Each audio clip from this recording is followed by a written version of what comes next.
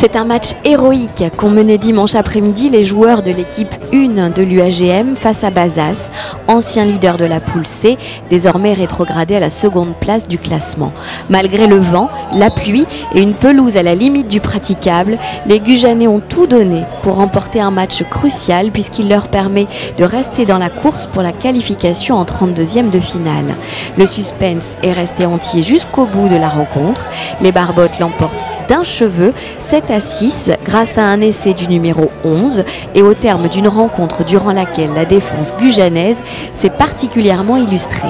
Débrief du match, c'était compliqué parce qu'il y a un vent énorme, donc des conditions difficiles, un terrain difficile, donc il fallait tenir le ballon. C'est ce qu'on a réussi à faire en première mi-temps sans concrétiser, donc on sort à 7-3 à la mi-temps et contre le vent en seconde mi-temps on s'est dit que ça allait être difficile parce qu'il nous rendait énormément de poids devant, mais les joueurs ont été remobilisés dans les vestiaires et ils se sont pris en main et ils ont fait un match héroïque devant, derrière, en défense et on est très heureux de faire tomber une grosse équipe de la poule, le leader à Gujan, et ça fait plaisir. Nous on a un match en retard, donc du coup le championnat pour nous n'est pas encore clair, mais là la semaine prochaine on va à l'Alinde, qui est une équipe qui nous talonnait à cette journée-là, donc chez eux ils sont très difficiles à manœuvrer, donc on va essayer d'y aller humblement pour faire un résultat et continuer à bosser, et pour aller peut-être dans quelques journées voir où on en est, et là